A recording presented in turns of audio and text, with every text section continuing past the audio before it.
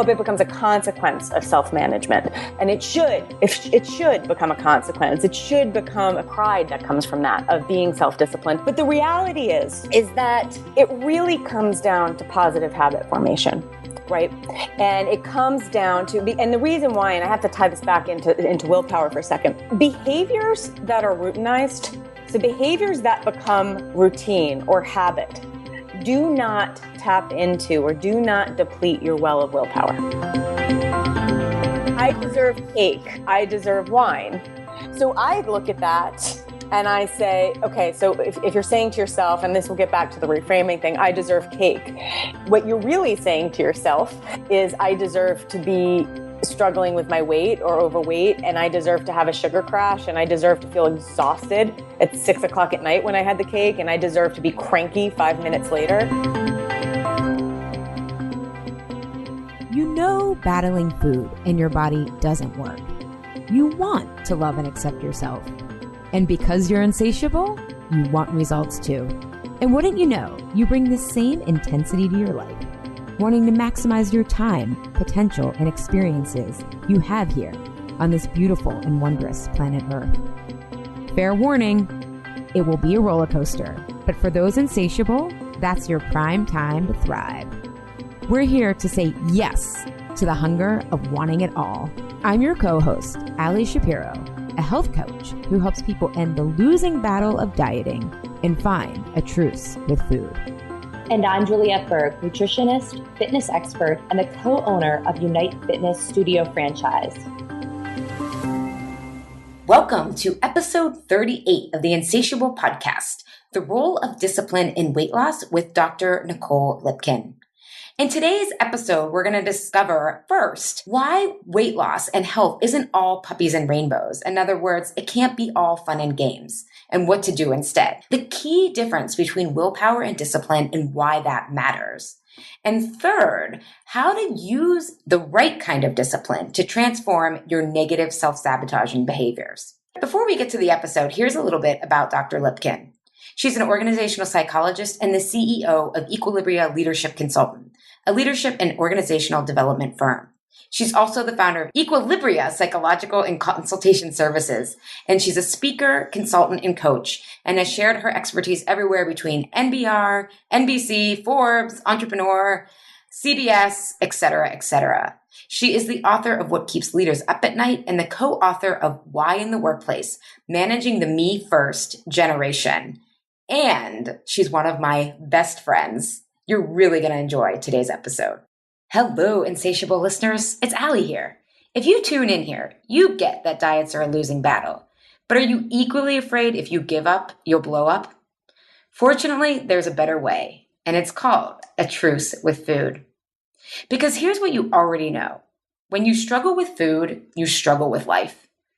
As Candace from Pennsylvania, a past truce with food participant, said, truce with food is not just a plan, but a life-saving journey. So here's what we do in the program, which starts this September. We stop the sabotage cycle. We get to the root of bad eating. And most importantly, we figure out what food combinations work for you. Get the first lesson free and find out which is the better diet for weight loss. Vegetarian, Mediterranean, or paleo. Log on to alishapiro.com and find out. Okay, everyone. So full disclosure before we start with our guest today, Dr. Lipkin. Nicole is one of my best friends. She was in my wedding. We've known each other for, oh my God, almost 10 years. So I'm probably going to agree with everything she says. So you do not have a biased interviewer today. But anyways, welcome to the show, Nicole. We are so happy to have you. So excited to be here. And this is my first time actually meeting you, Nicole. Are you serious? Yeah, I've only heard you ever talk about Nicole for years and years. So it's very exciting. Awesome. When I want her professional opinion, I refer to her as Dr. Lipkin. Yes. Which is funny. So, Nicole, the reason I wanted to have you on the show is because you and I have had so many talks about, we both run our own businesses. We've both, we get grit is important. And I feel like there's this big trend in the exercise and food and weight loss industry that everything needs to be pleasurable. It needs to be fun. You need to be able to have a beer in the afternoon if it's going to be sustainable. And there is an element to that. It cannot be a complete grind. And I think Juliet would agree with that about exercise. But in exercise and food, you make the most gains when you're willing to be uncomfortable. And so I want to talk today about where is that line between this has to be enjoyable, but I also have to bring some discipline to my approach. And so that's what I want to talk. We really want to grill you on today. And also with discipline, does that equate to the word willpower? I think that word is a highly charged word for people when it comes to any kind of weight loss or trying to exercise. So I would love for you to touch on that word as well, willpower, what that means. Well, it's so funny. It's so funny because you bring up, that idea that there's this trend going on that it has to be a little bit fun if it's going to be sustainable. But I say it has to be a habit if it's going to be a sustainable thing, whether it be exercise or whether it be food or how you're approaching food. And I think we really underestimate how much we operate within habits. And then when we don't operate within habits, how much that can mess us up and kind of veer us off the path. Because the truth is, there's really nothing that fun about having sometimes to restrict your diet or having to force yourself to go work out repeatedly, and especially when you're exhausted and you don't want to.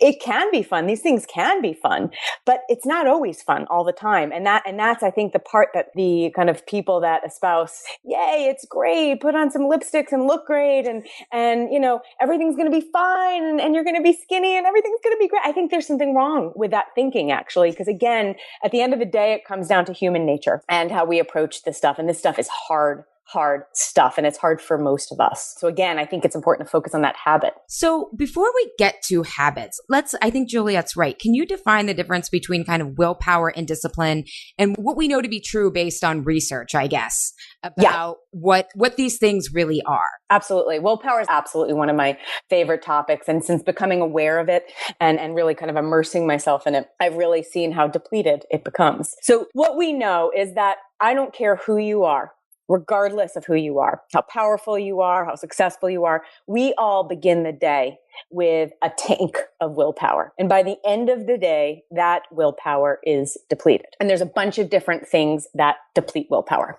So implementing new behaviors deplete willpower, filtering distractions out, resisting temptations, suppressing your emotion towards people, restraining aggression, suppressing your impulses, taking any test or doing hard work, trying to impress other people, coping with fear, doing something that you don't like doing something that you don't enjoy, selecting or focusing long-term goals over short-term goals. So that's an example of the things that deplete your willpower. Not for nothing, but the minute you wake up in the morning, the minute you press snooze or choose to press snooze on your alarm, you are taxing your willpower. Every single decision that you make, what to wear, what to eat, if you're going to shower that morning, and hopefully you are going to choose to shower that morning. Right, exactly. All of these, by the time most of us get to work, our tank is already a little bit depleted because we've made so many decisions by the time we get out the door. So these are all the things that deplete willpower. And the problem with that is as our willpower depletes, our ability to control our choices depletes, our ability to make good decisions depletes, our ability to manage our emotion depletes, right?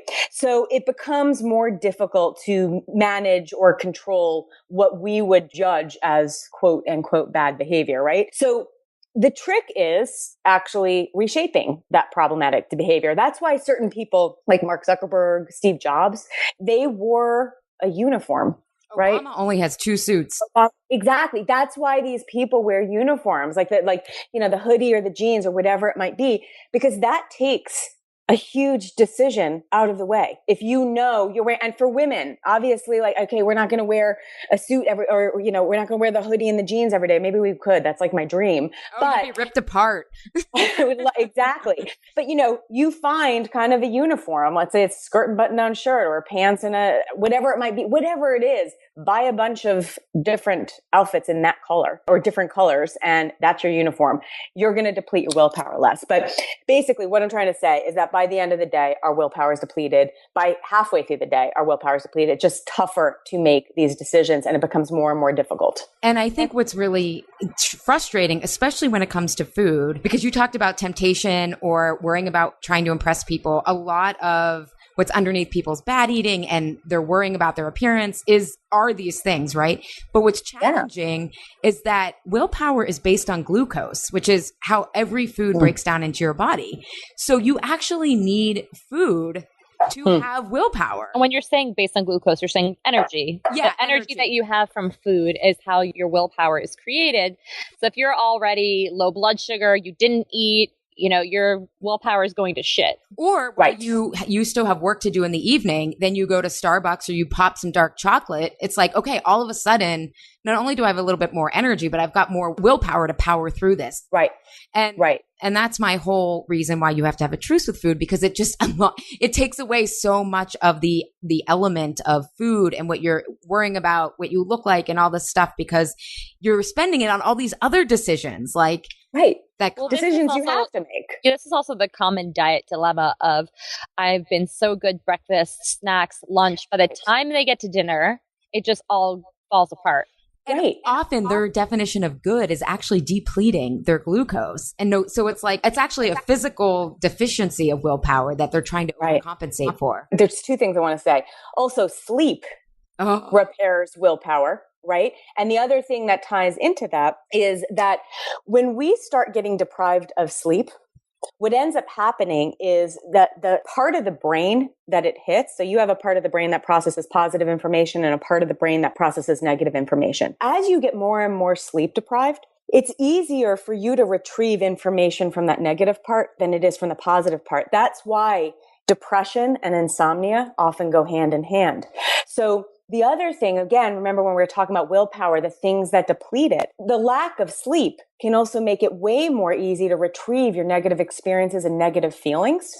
That is a very depletable thing. It ends up being this horrible cycle that makes it harder and harder to snap out of it. So sleep, glucose, energy, all of that stuff, these things are so imperative, not only for your ability to make the right choices for yourself, but also for your mental health, and as well as your physical health. Yeah. On another side note with sleep related to willpower is when you are sleeping, you are bathed in, I hope I pronounce this right, norepinephrine. When you're dreaming or when your brain is categorizing the day, you're emotionally rinsing out. And that chemical makes sure that you don't reenact, right, your dreams or whatever. Right. But if you're not sleeping deeply, you aren't getting that emotional rinse out of the day. And so you wake up even more wound up. And so it's really important. We're going to have to do a whole episode on sleep because I'm so everything. glad you brought that up. Yeah, it's everything. And the thing is, Julie, you were saying before, I did so well at breakfast, I did so well at lunch, and now I just screwed up at dinner. That's really important because the way we beat ourselves up. So again, that applies to willpower, but the way we frame that, the way we beat ourselves up, what is a bad choice? And when we start applying those words, bad choice, bad job, bad Nicole, bad piece of cake, whatever it might be, all of a sudden we're also tapping into that well, because what we're doing there is we're having emotional reactions. We're having to suppress our feelings, whatever it might be. We're also dipping in to contribute to more and more bad choices, also starting to tap into rationalization, justification, all my favorite different psychological defenses that pop up for all of us. So it really starts spiraling. So kind of the bridge then. So that's what willpower is. And then there's this importance of delayed gratification and self-control, and which are different. And I think what's interesting in this diet conversation, if you need to love what you eat and you need to love how you exercise and you need to put on lipstick and love your outfits now, there's this idea that the habits are more pleasure, more materialism. More self-care, more self-love. That's all external based, right? It's never looking inward at why am I making bad food choices? Why do I love cake so much? Because I know if you're out there listening and you haven't looked at your relationship to food, I know you think you love cake, but there's a lot that cake is doing for you beyond right, the taste of it. So talk to us a little bit about the importance of being able to have self-control and delay gratification. Right. And then we'll talk about how we bridge that gap in weight loss and food. Right. Okay. Well, I'm a shrink and I know I'm supposed to tout all the self-love and happiness and everything's wonderful and lovey and joy, but I can't. That's why we're friends. Right. I can't. It's nice. And I hope that becomes a consequence of self-discipline. I hope it becomes a consequence of self-management. And it should become a consequence. It should become a pride that comes from that, of being self-disciplined. But the reality is that it really comes down to positive habit formation. Right. And it comes down to, and the reason why, and I have to tie this back into willpower for a second, behaviors that are routinized, so behaviors that become routine or habit, do not tap into or do not deplete your well of willpower. Okay. Just doesn't. So automatic? If they are automatic, right? So for example, when you try to teach yourself to be a morning person, right? When you say, like, I want to exercise, I want to be a 5:30 a.m. exerciser, yet you're very used to waking up at 9. That's going to take some practice. And it can take 66 or more days to change a habit, by the way. But over time, what you're going to do is you're going to start self-disciplining yourself. This is not going to be fun. You're going to start self-disciplining yourself to wake up maybe half an hour earlier, go to bed a half an hour earlier, whatever it might be, until you become someone that starts waking up at 5:30. That whole process of getting there, and you may never be that bright, shiny, bush-eyed, whatever it is, bush-eyed. Bushy-tailed. Clearly, not all three of us have never been described like that. Otherwise, never. I think it's bright-eyed and bushy-tailed. That's what it is. And yes, bushy-tailed. What is that? Like a ponytail? It's like, I don't know. It's something. Sounds like a raccoon to me or something. I don't want to know the origin. It's probably something sexist, racist. Like, I don't want to know. They bush-eyed instead. How much motivation does someone need to have to create a habit? Time. It takes, so this is the deal. When you are learning a new habit, I'm going to get all geeky on you. You are activating this front part of your brain, the prefrontal cortex, right? This part of your brain, this is like your master part of your brain, right? This takes a ton of energy. It takes a ton of energy to learn a new habit, just like it takes a ton of energy to learn a new skill, whatever it might be. So like when all of us were first learning to ride a bike, it was exhausting. It took a ton of energy to learn that. But after a while, it became second nature. So that learned habit goes down, or that learned skill goes down to kind of a lower part of your brain, which is just kind of like the part of the brain that's just, the second nature part of the brain, right? So when you're first trying to change something, it's exhausting. When you're first trying to shift something, it is incredibly depleting. Like I said, learning a new skill, implementing new behaviors, those are part of the things that deplete willpower. But over time, once it becomes a habit, then it's not exhausting anymore. So over time, getting up and working out is not as exhausting or depleting as it used to be. Over time, choosing to eat a piece of fruit over a piece of chocolate cake, it's not as exhausting anymore. It kind of just becomes a habit, but it's going to take time. It definitely takes time switching over into that habit. And that's, again, unfortunately, in habit creation, that's where and this is where the not so fun part happens. This is where you have to delay gratification. This is where you have to control your impulses. The cool thing is that hopefully as a child, this is one of the big skills of childhood, like potty training, things like that. This is part of the phase of development that we have to go through.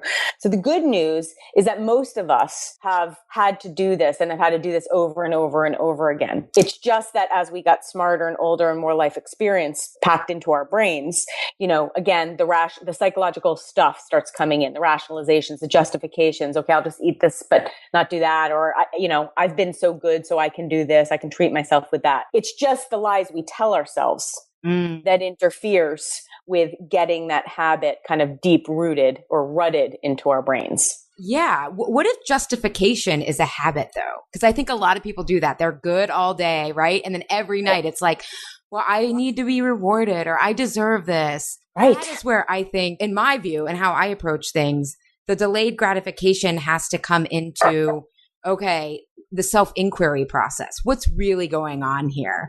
And committing to figuring that out rather than thinking it's just that you love food or that you can only reward yourself through food. One of the things that I was thinking about is your habits aren't going to last. You're not going to be able to form any of these habits if there's not some sort of emotional connection behind the habit.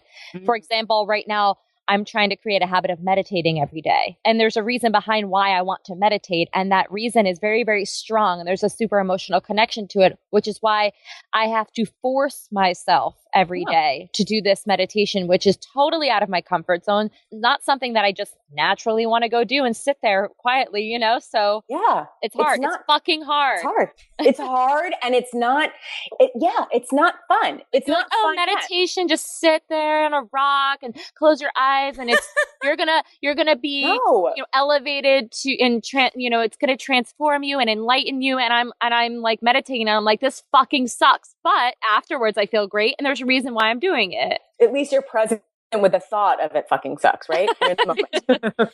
Well, and I think that's and that's what's interesting though is, and Nicole, we wanted to talk about this study about, it's very famous. It was done by a psychologist named Dr. Walter Mischel out of Columbia. It's infamously called the Marshmallow Study. And what basically, for everyone listening out there, basically, and Nicole, if I'm getting some of these details wrong, please chime in. I will. But basically what he did was he had school age children who were very young, and he gave them, he put a marshmallow in front of them. And he said, look, you can either get one marshmallow now, but if you wait 1 minute, you will get 2 marshmallows. Now, remember, when you are a 3 or 4-year-old kid, 1 minute feels like the world. A year in adult time. And what they basically found was the kids this is how the popularization of the study went, that the kids who were able to wait the 1 minute, they had better SAT scores, they made more money, they were happier in their marriage, they had lower BMIs, versus the kids who couldn't wait the minute and just ate the 1 marshmallow. And so everyone kind of took this and ran with it, but it was actually, he himself will tell you that everyone misinterpreted this study, because what they went back and did is they told the kids who were struggling with self-control, all right, I just want you to imagine that there's only 1 marshmallow there. It's not really there. And if you can wait a little bit, 2 marshmallows are going to come out. And basically he said when they did that, the reframing, just imagine that those are right. The reframing, those same kids were able to wait 15 minutes. But everyone, that whole part about the reframing got left off, right? Got left out, right. And so to Juliet's example of the meditation, it's like, okay, I don't want to do this, but she's reframing that it's going to help her with the bigger goal. The goal is not to meditate, right? The goal is what's the bigger goal with the meditation, Juliet? To slow down my nervous system, to be able to handle stress in my life. Right. Yeah. And so what I was talking about, like if you want cake, right? Like a lot of my clients come in and they're like, I love carbs. I love this. I just am out of control around food. The reframing isn't automatically I love food or whatever, but it's like willing to delay the gratification of tell me what to do, give me the answers, give me tips and tricks. And it's like, no, there could be 3,000 things going on right now. We have to first, is your blood sugar out of balance, which is why you're craving that chocolate cake? Because believe it or not, half the time, that's at least making the desire for cake so strong that you don't have the willpower. It depletes all the willpower. Right. But then the second line of inquiry is like, what am I projecting onto that cake or to why I think I deserve, 3 glasses of wine at night.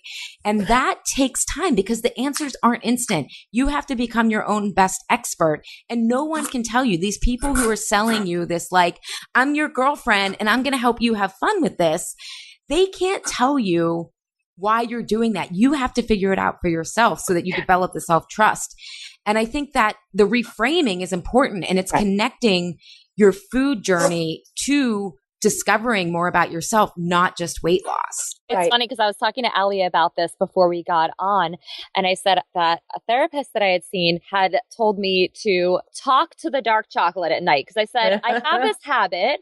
I'm very much worked through all my food issues, but I still have this habit of needing dark chocolate every single night. And she's like, talk to the dark chocolate. And when she said, dark chocolate, are you going to solve all my problems tonight? And she wants you to say it out loud too. Dark chocolate, are you going to comfort me tonight? Are you going to take my stress away? Was she videotaping you while you were doing it? Right? I should videotape myself. But that's the thing with food, is that we have such a connection to it as far as what it's doing, what it's soothing, what, we're using it for a purpose. Right. It doesn't just taste good, Right. We're using it's so interesting because there's a theme. There's a word that I keep on hearing, the I deserve word. Right. And we said, like a therapist. What I'm right. hearing is I deserve. What I hear. Tell me how that makes you feel. So, God, actually, please don't. So I deserve cake. I deserve wine. So I look at that and I say, okay, so if you're saying to yourself, and this will get back to the reframing thing, I deserve cake. What you're really saying to yourself is I deserve to be struggling with my weight or overweight, and I deserve to have a sugar crash, and I deserve to feel exhausted at 6:00 at night when I had the cake, and I deserve to be cranky 5 minutes later. I deserve a glass of wine, or I deserve 3 glasses of wine. You deserve to be drunk. You deserve to have a hangover tomorrow. So to me, the whole touting of the self-love and do things fun, it's interesting that how fun and feeling like shit, because we know that sugar crashes and hangovers make you feel like shit. It's funny how that, like, having fun and all of that got associated with feeling like shit somewhere. Underneath the part about feeling like shit, that I deserving is really people's cry for I deserve and want pleasure in my life, but they don't know how to get it in the right form. Sure, it could be for certain people. It absolutely could be for certain people. The I deserve might be something else for someone else. I think it's again, this is the emotional connection to food, your emotional experience in life, your emotional experience in situations. But that's why I think understanding this, it has to start, we use the term reframing. It has to start with, what do you actually feel like you deserve? Like, let's explore your self-worth, right? What do you deserve? How do you deserve to feel? How do you deserve to think? And I put think there because obviously food, alcohol, all of this stuff affects our thinking. What do you deserve with regard to your energy level? So I think this is where sleep too, especially your quality of sleep. And you know what? Ultimately, your quality of life. What do you deserve with regard to your mental health? Do you deserve the agonizing pain of constantly struggling with whether or not you should eat the piece of cake? And we all know that situation, sitting with a group of friends at dinner, and you're not there because you're agonizing over what you should eat, or how you should eat, or when you should eat, or what you should choose. And you're actually not being present. So I think it really actually starts with self-worth and figuring out, what do you feel you deserve? And if there's a disconnect there, that's where kind of the coaching or the counseling or whatever it might be really kind of should focus in. Well, and 2 things come to mind. I think one of the challenges with this is that part of having low self-worth is thinking someone else can give you the answers. I'm broke. Someone else can tell me, because I think this is a bigger issue. Again, I'm just so big on people becoming their own best experts. It's the only way, from a narrative coaching perspective, if a news story is going to stick, you have to be the author of it. Yeah. And I think so much of this lack of self-worth comes from not feeling like we have agency, not feeling like we know who we really are. And that even includes, what should I eat every day? Right? Like, I always joke with my clients, there is no nutritionist. Deer don't have nutritionists, like animals don't. We are part of nature. We know, but we don't have, and I don't know if it's self-worth or if it's like self-doubt or the self-trust. And so I think part of the food struggle is that first, people don't know what works for them. So it's also, and because what I see with my clients is, as they start to figure out what foods work for them, the discrepancy in what 3 glasses of wine does to them, once they know what works for them, and once they've cleared up some energy and cravings, the discrepancy there between how they currently were eating, it gets bigger and bigger. So it's not, I almost feel like part of the challenge is the normal way most people feel, it's not that much different if they add a piece of cake or if they add 3 glasses of wine. So there's that first issue, is that, like, is it really self-worth, or is it just like, the difference isn't that great? It's kind of like you get like a 3% bump in your salary. Nice, but not really going to make that much of a difference in my life. And then the second thing is that knowing how to inquire about it and delaying the gratification of that. I don't know if I'm going off on a tangent. Because you're making a good point. So one of the things that I think is really challenging when it comes down to self-worth, a lot of us tie our self-worth, it's a hard word to say, self-worth, into external things. Like, for example, into moving targets, basically.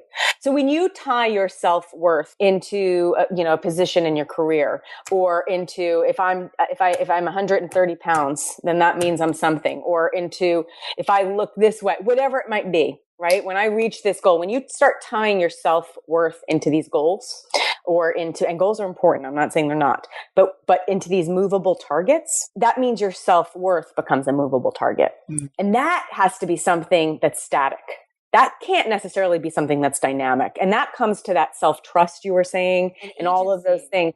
And just knowing that you're self-worth for a second. I feel like this is a word that's thrown around so much, but what would self-worth look like for someone? You know what I mean? Because I feel like people, they are very skewed with what they're attaching self-worth to. So I think a lot of people have no idea what real self-worth even looks like or means. That's such a great point. It's your attitude towards yourself. Yeah. And I think this actually comes back to kind of this overall conversation of like, oh, everything has to be, if I'm struggling, you know, something outside of me, whether it's a new wardrobe or a lipstick is going to fix me, versus being like, no, this is really hard, but I got this. I can figure this out. I can work through the struggle. To me, that's what self-worth is. It's not telling yourself you're great all the time. I mean, you have to feel good about your accomplishments and have gratitude, but it's being willing to say, wow, I can do the hard stuff. Right. And also I can get to the point where I get what my body needs, and I get when I feel good. And then it comes down to choice. I'm going to choose today to make my body feel good, or I'm going to choose today not to make my body feel good. But I think it's so important, because I think in the culture we live in, our society, we're so habituated to tying our self-worth into these movable targets and looking, because, you know, it's kind of getting all psychological again. It's in our human nature to socially compare. That's very normal. And we should socially compare. You know, when we see someone, it helps us understand where we stand. If we need to work harder, we need to, like, if we're doing okay or whatever. So much of our brain is so reptilian and just all about surviving. 100%. But often we tie our own, like, kind of how we see ourselves into that. And that's where we're setting ourselves up. We're just setting ourselves up. And talk about depleting yourself. So it seems like then a good path to self-worth is doing the work to create new habits. And you said, I think maybe we approach it differently. I first want to hear how you say it, but you're like, you could start a new habit and solidify it 66 days. Or more. I was just saying that. Around that. A lot. Yeah. But I think, I guess because I approach it from such a story revision and a meaning making angle, it feels like the timeline is indefinite. Like you can't. I agree with you. Oh, okay. 66. I've just heard that. That's like the scientific answer. And you know what? I don't even think it's unscientific. Like, I'm literally playing. Let's ignore that. I've heard it. Let's ignore it.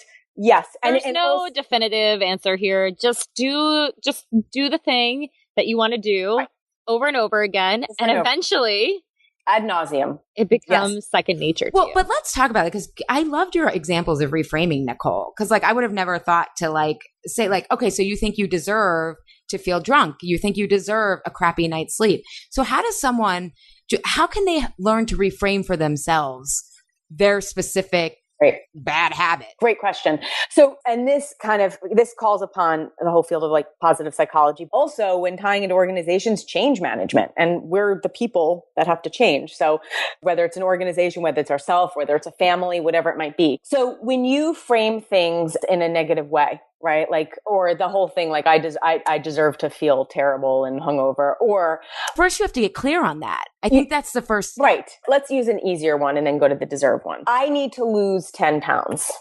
I do. Let's do that. No, let's but let's say that is, say that's what I'm saying. What about it? What about if it's more immediate? Like I'm out with friends and I want that cake. Okay. And I know gluten, okay. I shouldn't eat that cake. Yeah. Okay. So that's saying that's what you're saying in your head to yourself. Yes. I shouldn't eat that cake. I'm a bad person. I don't want that cake. That cake's going to make me feel like crap. I'm going to put on weight. Over my points. I'm going to have to starve myself for the week. Like all the. So what you're doing is you're threatening yourself. You're scaring yourself. You're tapping into your fear. You're tapping into your insecurities. You're putting it in a very negative light. Like it's what you can't do, right? I can't have that piece of cake. You're telling yourself I can't. Now, when you tell a 3-year-old you can't have that piece of chocolate, what happens to that 3-year-old in the supermarket? Right. They lose their shit, right? Guess what? We're all a bunch of 3-year-olds. When we start telling ourselves that we have not grown up that much. When we start telling ourselves we can't, well, our brains react like the 3-year-old and start whining, because the reason why is we are designed to maximize pleasure and minimize pain at all costs. That's the survival brain, right? That's our survival brain. That is how our brain is wired. That's how our equilibrium in our body, that is human nature. So when you start framing things like that, you're fighting against yourself. But if you start framing it as, you know what? I really want to be able to wake up at 5:30 in the morning and go to my yoga class, or I really want to be able to have an undisrupted sleep tonight, or I feel really good right now. The food that I ate just nourished me and I feel really good and I'm actually feeling full and I'd like to feel this way. I'd like to digest my food. If you start framing it positively, you're not fighting against your human nature because you want to maximize pleasure and avoid pain. Does that make sense? Yeah. So many of my clients, once they figure out what works best for them, and then they figure out the emotional reasons they want the cake, they're like, it's no longer about shaming myself. It's like, I just want to make life easier for myself. This is just the easier choice at this point. Right. But I find though, it takes really understanding how that food will really affect you beyond the shame and judgment. Yes. Also, it takes going deeper, right? It's one thing to be able to acknowledge the issue and understand where the desire is coming from. And then it's another thing to actually do the things to make the changes so that you're working on the issue, right? So if it's you're lonely, right? And then you need to work on loneliness and not being lonely and finding other things to make you feel like you're not lonely. So, or that's never going to work. You just being like, I want this cake because I'm lonely doesn't necessarily make you not then eat the cake. But can I ask you a question? Do people you work with, do they often say, I want the cake because I'm feeling lonely? No, you have to work through getting to the identification. And the challenge, which I find with my clients who are super introspective, smart, they've been to therapy, most of them, like I have, right? It's almost like this, you don't know how great you could feel. You've normalized feeling bad. Right. Like if they're lonely, they don't realize that they're lonely, not because they don't have people in their lives. They would probably tell you they have great relationships, but they're not bringing their whole selves to that relationship. But they don't know that because that part has been so dormant, or they know they're comparing, but they don't know how that affects showing up fully. And so the intimacy that they're looking for isn't there. And I don't know if they know. And that's part of, what we do in Truth with Food is like, oh my God, this is actually what's happening. Like I actually have control over this loneliness or alone, or this is, oh my God, I can question that negative voice in my head, right? All of these things. That's what's challenging because you also have to get to the point where you really get that it's not about the food. Like you have to have the awareness and believe in that enough to be willing to do the emotional work. But the food's just an object. And this is where it gets complicated because, again, you have to come to the table well nourished. Because if you have a real physical craving because your blood sugar is unbalanced, or you crave chocolate cake or cookies because you have a gluten allergy and you don't know that, there is a physical component there too. So I find that awareness that it really is something emotional happens after they get their food right. That's why I work on both, because I just don't know how to separate the two. Right. But what I was saying is the food's a thing. The food is a thing. Your connection to that food is the emotional connection. And then the physical aspect of what that food does to your body and how it impacts your body, and then the knowledge behind that. Yeah. But a soda, a Coke, it doesn't have, you've placed meaning on it. Do you know what I'm saying? Oh, right. Well, and that's in Truth with Food. It's all about changing how we make meaning in even those emotional situations. I think what would help is maybe if it's not a one-off thing where you want the cake, but something that you're doing habitually, then it's time to look at the pattern. I think that's where. Yeah, like the dark chocolate every night. Yeah. Right. Something like that. Because a piece of dark chocolate, you can have a piece of chocolate cake. Yeah. Oh, yeah, for sure. And you can have a piece of chocolate. And you know what? Depriving yourself for your entire life of some of the amazing things that people have invented that taste really good is a bad idea.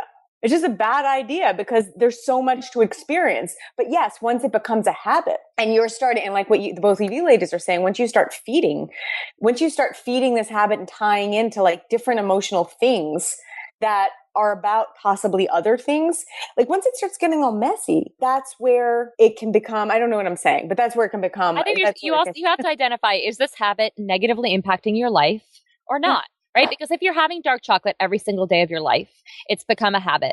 Maybe it's not negatively impacting you. Maybe that is the thing that you have a piece of dark chocolate every day and it's not messing with your life. So there's no need to change it. That would be me. Yes. Right? Yeah. I mean, that's me too, but if something becomes to the point where you identify it as like, this isn't getting me to my goal. I know it's not getting me to my goal. And I feel, and then there's negative sensation around it. Then that's time to try to reform the habit. And it's interesting because I'm an ex-smoker and talk about the worst habit on the planet, right? That affects everything. And that habit, I mean, all the things we're talking about, I deserve to have this cigarette, that I would say that throughout the day, every single hour, whatever it might be. I deserve this after every meal, whatever it was. That was my thing. Like we all have our things sometimes, right? That was my thing. But quitting that habit, obviously I was depleted for a very long time until being a non-smoker became my habit. But the emotional connection to it, just like any habit, again, it takes time to build. And it's going to be, the truth is, like, I'm definitely a non-smoker and I identify as a non-smoker, but this is something that I will have for the rest of my life. It doesn't and I think, Allie, you were talking to that. It's an ongoing process. And there will be time, I hope there will be no times with the smoking, but it doesn't mean that I don't think about it sometimes. It doesn't mean that intrusive thought doesn't pop out. I'm sure with other people, it doesn't mean that chocolate cake intrusive thought doesn't pop into your brain. It's an ongoing thing. It doesn't mean once you form the habit, it just disappears. The craving. Do you think that you have to hit a certain place before you can make this decision to actually change the habit?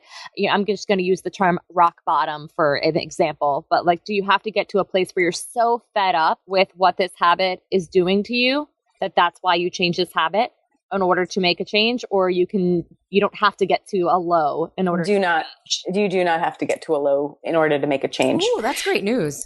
At all. You do not have to. You just have to make a choice. You just have to make a choice. The thing is that change, when we're faced with change, it impacts the same part of our brain that's impacted when a gun's held to our head, except your brain doesn't know the difference. Change is, we are literally designed to fight change at all costs. That's it. We are designed to fight change. So, and you have that explains a Trump rally. That does. But you have tons. We don't even have time for it. So many psychological biases or lies, whatever you want to call them, that start playing against being faced with a change. It's just really hard to make a change. Just that really hard. Sucks. But I think part of it is, though, the more you do it, the more freedom and the more meaningful your life becomes. Because I think, well, if you know what you're getting out of change, right? If you know that when you change, really good things happen, positive things happen, yes. When you take that leap of faith, then you start making those connections of like, I know when a change comes, okay, it's going to feel scary because that's my reptilian brain. I'm designed to feel scared and have anxiety. However, you know that the result will be good. Right. It's like any person. You need expectations. You need to go into a situation knowing what to expect. So you go into the situation knowing to expect, but it's additive. Like, especially with kind of body stuff. Like if I start cutting out, if I have a gluten sensitivity and I cut out gluten, I'm going to start feeling better. And then if I move to sugar, I'm going to start feeling better. It has an additive effect. If I start working out, I'm going to feel even better. All of a sudden, this additive effect, these kind of building blocks build up, and it becomes harder and harder and harder to go back because that has become your change. It would require change to go back. And, one thing I think that we haven't said explicitly, but we've said kind of danced around is we talk about how external things or self-worth is a moving target. Like putting on perfume or buying new clothes is not going to help you lose weight or, find peace with food. But you also have to connect the new habit to something that is internally meaningful to you.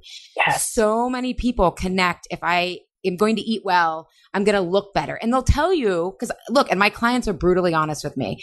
Yeah, they're, it's like, okay, maybe I'm not doing it for myself. I tell myself and everyone else I do it because I just want to feel good. But yeah, it matters to me what I look like coming up at this reunion or sure. And I'm not saying that you just ignore the external pressure, but at the end of the day, it is not deep. It is not a reason enough that will help you change. It has to be internally meaningful to you. How is it going to improve your life on a day-to-day basis? How is meditating every morning going to give you a benefit? Not what it's going to look like to other people to say, I meditate. And I think this is especially important with if you do have to give up something like we mentioned gluten. I discovered 9 years ago that I was gluten intolerant. There were not the gluten-free options there were today. And it took me 8 months to go gluten-free because I was an emotional eater, and I discovered that York peppermint patties and Reese peanut butter cups and gummy bears are gluten-free. So I would be binging on them. And I'm like, this is ridiculous. And I had to, it wasn't that I stopped wanting to lose weight, but I was like, do you want to get better? Do you want to stop waking up in the middle of the night with IBS symptoms? And I think that's where it wasn't about self-worth, but it was about self-worth if we define it of like, I can do this, I can work through it. And it wasn't about the weight loss. It was genuinely about this freedom that I wanted because I hated popping antacids. I hated being worried about, that I couldn't figure this out. And so I think a lot of times when people set goals, it's not intentional, but we fool ourselves about when we want to change a habit, what it's really going to mean. And it has to be something personally that really affects you. And it's the external that you were talking about, Nicole, right? Always looking outside of ourselves for validation. Like, I want to look better. Right. Because then people will see me a certain way and I'll have that status symbol. Right. And that's, and the thing is like that external, that like, okay, you were saying before, okay, I want to lose weight because I have a reunion coming up. Okay, fine. You know what? If that's getting you started, that's fine. But I think the problem with that's fine. It's not sustainable, but it's fine. But what you guys were saying before is what makes it sustainable is when you tie in your personal meeting. Yeah. When you tie it in. But for the short term, if that's what's getting you started, all right, that's what's getting you started. But it's not going to sustain over the long term. Over the long run, until you find that personal meaning. It's just going into these things knowing that. Yeah. So that you don't and knowing that it evolves, and it evolves. Again, our relationship with food, our relationship with our body, it evolves when we start down this journey. And I'm glad that you said it evolves, because I think what's interesting is being so far on the other side of emotional eating and really being through it is seeing how my definition of delayed gratification, of discipline, of willpower has changed. I have become more resilient. So the risks I'm taking now, or the delayed gratification now, feels, even though it's harder, it feels the same as when I was just trying to not eat gluten for the day, right? Like the risks I'm taking in my life, or how I'm pushing myself. And I think ultimately, if you really want to change habits, I'm going to go deep because that's what I like, but you have to want to know the truth. You have to want to know the truth of what works for me with food. What works? Yeah. Why am I eating this? Why don't I believe in myself to get through this uncomfortableness? And if you want the truth, you will change habits. And I think that's just kind of.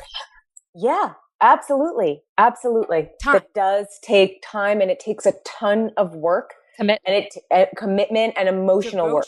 I would even say.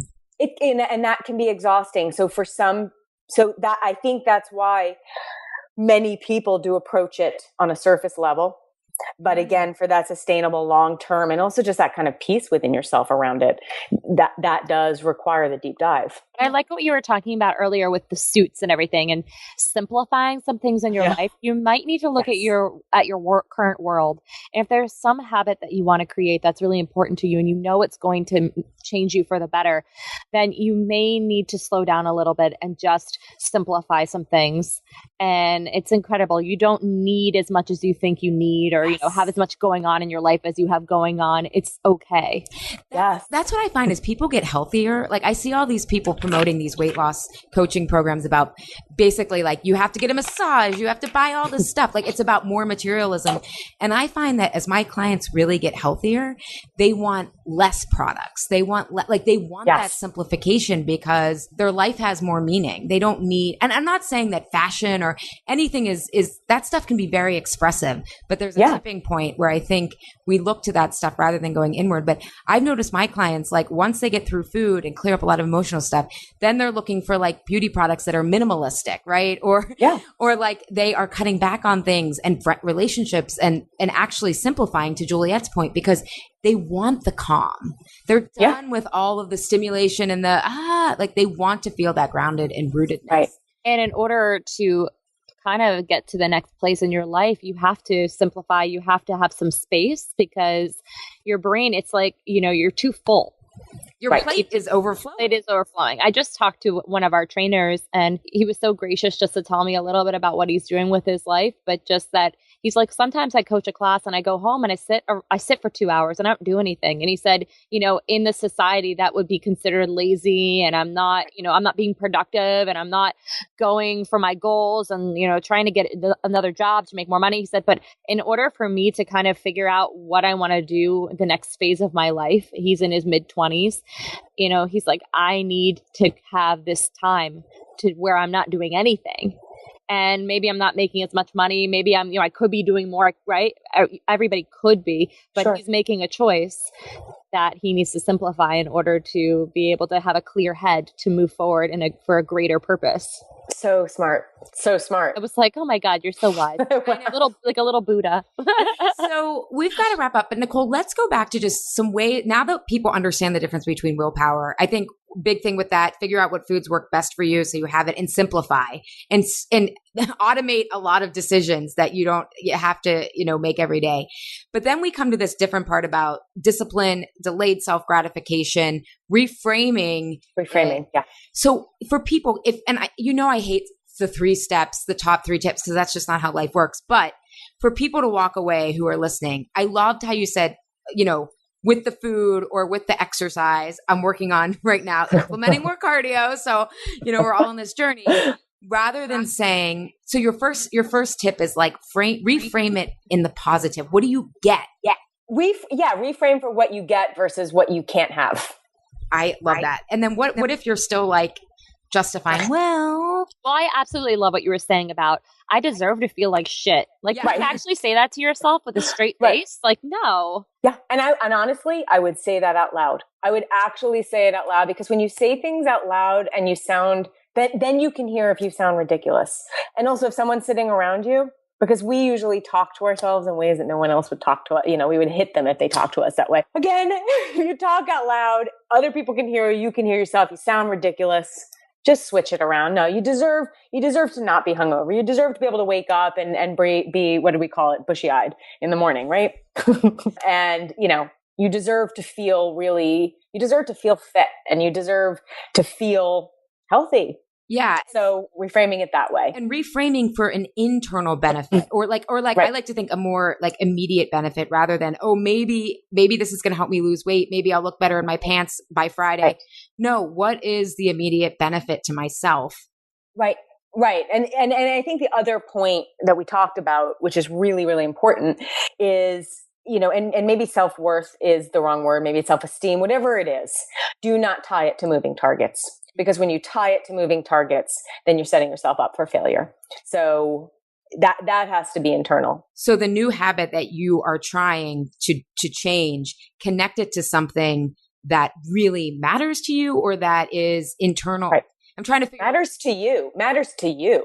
Like, not matters to your social group, or like, I should do this. I should run a marathon because my best friend's running a marathon and I should run a marathon. No, that might really, honestly, you might not. First of all, if you don't like running, then don't do something that you like. Do something that, and I know we're talking about not necessarily doing that. Sometimes it's painful, but if that's not good for your body, if you're getting injured, if you feel pain, don't do it. You don't want to push through like physical pain, all right? A little mental pain, a little mental toughness. Mental toughness is good. That's different than like my Achilles feels like it's going to rip out of my leg right now. Right. Yeah. It's the difference between like discomfort from it being new and different versus like, oh my God, this is just not a right fit. And actually, you just said a word that I love, that mental toughness word, right? The one thing is obviously everything we're talking about, getting through this stuff. Like we said, it's exhausting, it's tiring, it hurts your brain, right? Like if you're learning something new, actually this weekend I had to learn about a new organizational model and I spent 3.5 hours learning it. And I literally, when I was starting, I'm like, I can't do this. I felt like a little engine. I was like, I can't do this. I can't do it. It was so hard. It was so confusing and complicated. When it started clicking, and by the end of it, I was so stoked that this noggin actually learned a completely like complicated, crazy, like physics-like thing. And I'm actually able to explain it now. It's not really the physics-like at all, but that's what it felt like. I'm actually able to explain it. Like I felt super powerful, super cool, and like refreshed and alive and energized. And I know that sounds really nerdy and weird, but when you push through something, whether it be physically, emotionally, or whatever it might be, and you actually get to that understanding, that deeper understanding or that deeper feeling, man, does it feel good. It feels confidence. It's amazing. Yeah. Feels great. That self-trust. That's self-worth though, right there. That's confidence. Yes. That's building your self-worth. Yes. And that's grit. That's working through it. That's perseverance. So do you think kind of like the third point then people should realize is look for that. I did it. Like that's how you know it really is internally meaningful. Because right. I still think for a lot of people listening, they're going to be like, no, I do want to lose weight just for myself. Or this is about me, when it's hard to see what's really in the beginning. I find it's hard to see what is really I've absorbed from the outside world and what's really mine. I feel like that's hard, but it's very hard. Yeah.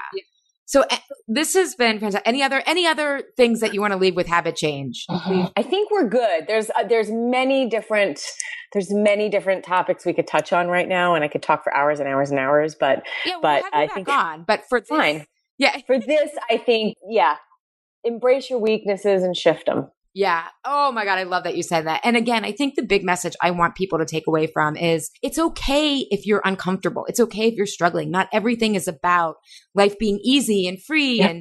And that is, I find so many people try to do that and then they get frustrated because they feel like it's not working, but really that's just not the path. If you want deeper change, if you really want to get at the root, you've got to simplify, you've got to reframe, and you've got to really figure out internally why you want to make these new habits. Right. And I was going to say, in the words of very wise women, the struggle is real.